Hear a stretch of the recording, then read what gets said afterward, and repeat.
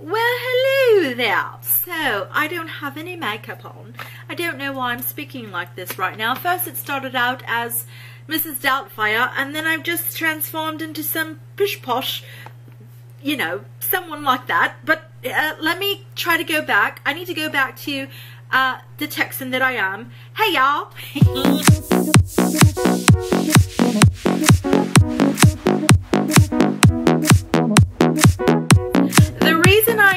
Here is because I wanted to do my review on the Becca palettes. So the Becca Jaclyn Hill palettes, everybody and their brother has got them and posted them on Instagram and on social media and on Facebook and on YouTube and blah blah blah, but I wanted to give you my personal take. So I spent my hard-earned pennies. This was not sent to me. I got online, and I was like one of the first ones to get online when they released it, not the original release, but the second time they released it online. And I waited. I was at work, and I was like not being, you know, productive, and just kidding.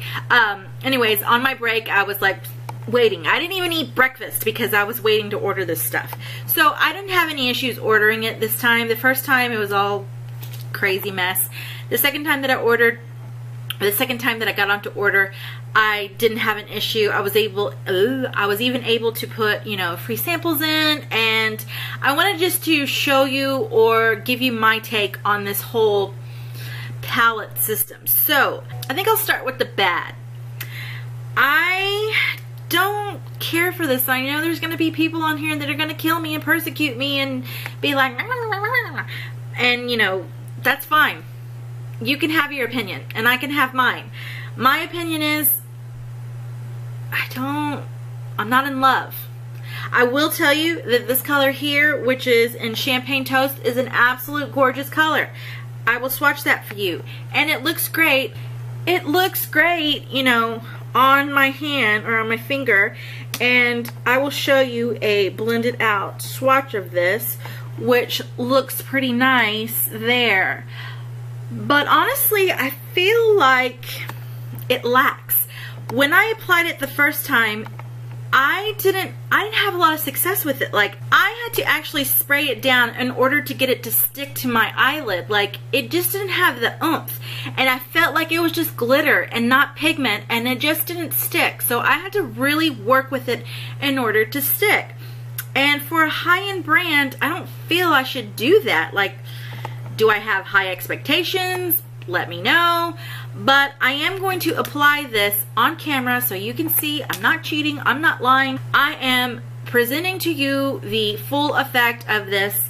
And so I was like, I'm just going to do this on camera so they know that I'm telling the truth. Okay, so I am using my last little bit here of this eyeshadow primer that will not die. This is the Too Faced Shadow Insurance. This stuff is like worth your pennies because it lasts forever. And I'm talking forever. So I'm just applying this to my lids. Oops, and I just dropped it. Okay. So now normally I will set this because I don't want it to be patchy, and the mattes in this palette are patchy. So I am going to set it. I'm just going to use this Jane Cosmetics and Amaryllis, I don't know. So I'm just going to set this with this cream powder, this cream shadow, and just lightly set it. I'm not putting a heavy layer on it because I don't want you to think that I am, you know, fooling you, tricking you, lying to you. This is straight up what's going to happen with this palette. Okay. So I am just putting this cream shadow, and I am just basically setting that shadow insurance. And I'm not putting a heavy layer, but I'm not putting the lightest layer either on my eyes. So when I say that the mattes in this stick, they stick, and it's splotchy. So I am going to go into this darkest color. Actually, I'm going to go into the lighter color. I'm going to go into Cognac, which is this brown color here, and apply that as my blend out color. And I have a scar on one of my eyelids. Sorry if you hear my next door neighbor's dog. I have a scar on my eyelid, on this eyelid, and this color the other day, especially that darkest color, was totally sticking to it. And I told myself I would try this again and give it an honest review, you know, not just my first opinion, because my first opinion I was ready to take it back. I was totally not sold by this. So I am just applying this to my eyelids. I have a primer on, and okay, so I've applied the color, and I'm going to get a brush to blend out the top here, because I feel like it, even though I was using a blending brush, it sticks. Like, I don't know how to describe it. It doesn't diffuse. So I'm going to use a synthetic brush for one side, and then I'm going to just get my water ready. That's all I used the last time, was just water. Well, actually, I used a setting spray, so I will try both. I'm just going to, you know, experiment here. So I'm going to use the synthetic side for my right eye, and I will initially apply this just with the synthetic brush, tapping it really good in there. I want you to see I have shadow on there.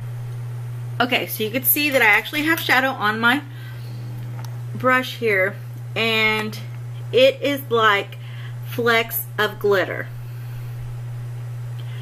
I just feel like it looks like flecks of glitter, and it's fallen out all onto my cheek here. So I will zoom you in a second here, so you can, I can try to get you to see this, that I'm not lying. It just looks like, it looks like flecks of glitter.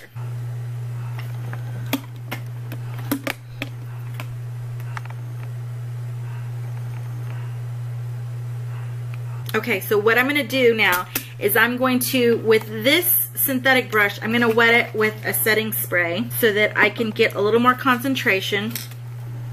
And when you do this, I'm going to tap off a little bit of the excess moisture here. When you do this, it will bring up the metallic, the foiled look of it, and it makes it really pretty when you do this. But again, I don't feel I should have to do this.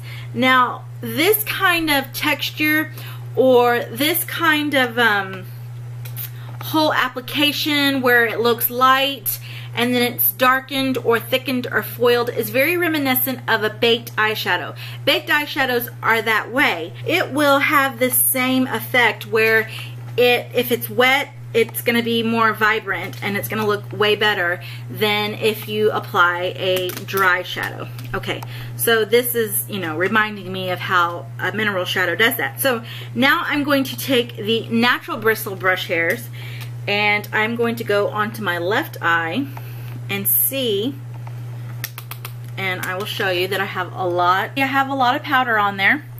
I have packed it on, and I'm going to do the same thing with my other eyelid. And again, I feel like it's flecks, like it's just flecks, like it's a light wash. And I'm just expecting more from the way this color looks in the palette. Like, I just expect more. I don't know. Like, once you wet it, it's really, I mean, it's really nice. So let's see if you can see here.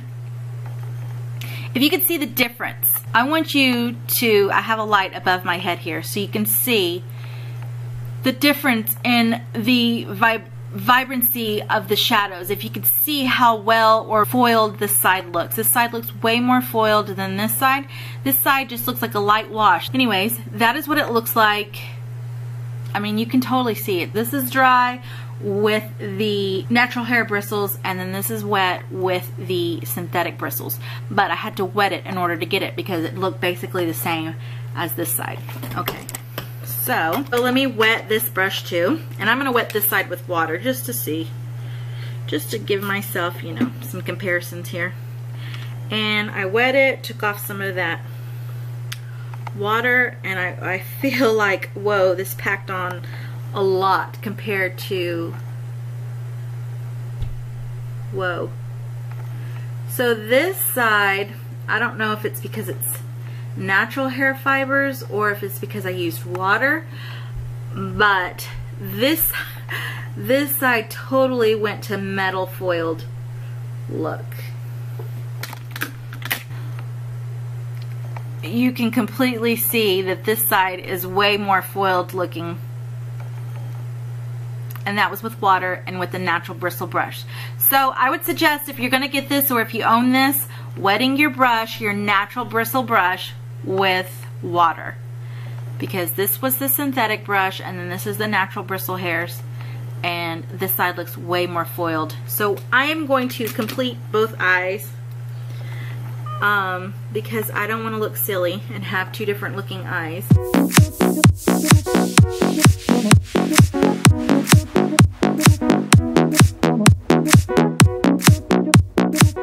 I have just made them look even, and I will be right back. Okay, really quickly, I finished up my eye makeup. I ended up putting the darkest color, which is called Bordeaux. I put it on the outer edge, and as you can see, it's not super dark. And then I used Cordial up into my crease, pretty high up into my brow bone, just to blend everything out. So basically, bottom line, learned from this whole experiment was the best way to use this Becca palette is with a natural bristle brush and water. Who's got time for that? Like, I was hoping that this was going to be my take in my makeup bag and apply makeup really quickly type palette, and it's just not working out to be that way. Okay, so really quickly, I'm going to finish my makeup.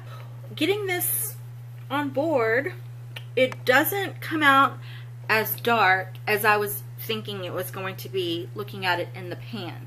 So this just comes out to be a really nice, kind of like a neutral bronzy blush. So I'm kind of digging it. I am kind of digging it. I haven't used this shade yet. So like I said before, this is the Amaretto shade, and it's pretty. Okay, I'm just going to top it with, what color is this? This is Rose Spritz.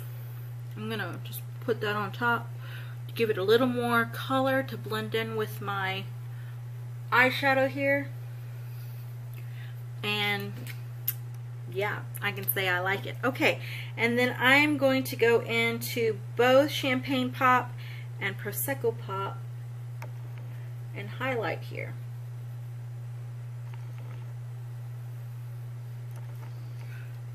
So, very pretty. This palette ends up being very pretty.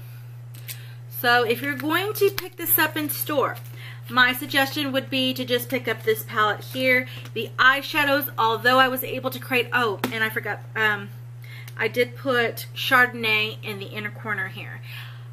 Like I said, I'm still on the fence. It created a beautiful look. Like, I'm really digging how my eyeshadow came out.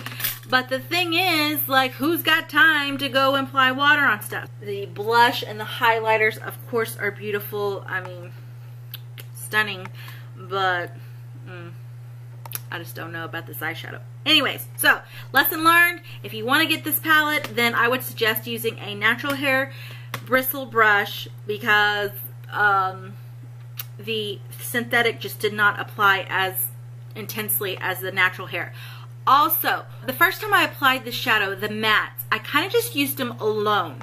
Putting that dark color on top, like there was already other colors there, putting it on top of the whole champagne toast color, and it just ended up, you know, blending out a lot more nicely. That it had something to glide over, I would say, because when I didn't have anything for it to glide over, it really stuck to my scar. Like when that was my initial color, because that was the initial color I put in there, and it totally stuck and was very patchy and did not apply well. It applied a lot better when it had something to glide over. So if you want to get a Becca Jaclyn Hill palette, if you want to get this palette, these are some of the tips and tricks you can use in order to make these palettes work. Do you want to invest your time in that? You know, it was only $40, but that's a lot of invested time that you have to do in order to, you know, make this palette work. Although the shadows, after finding the right technique, did end up coming out pretty nicely, I would say. It just, I don't know. I'm still on the fence. Still haven't decided if I'm taking it back or not. But I wanted to share it with you guys to let you guys know I'm not 100% sold on this. I did pay my pretty hard-earned dollars on this. And if you're going to have to pay your hard-earned dollars, are you going to have the same opinions? So, that's it, guys. I hope you enjoyed this. Don't forget, if you liked me, give me a big old thumbs up. Don't forget to subscribe, and I'll talk to you guys later. Bye.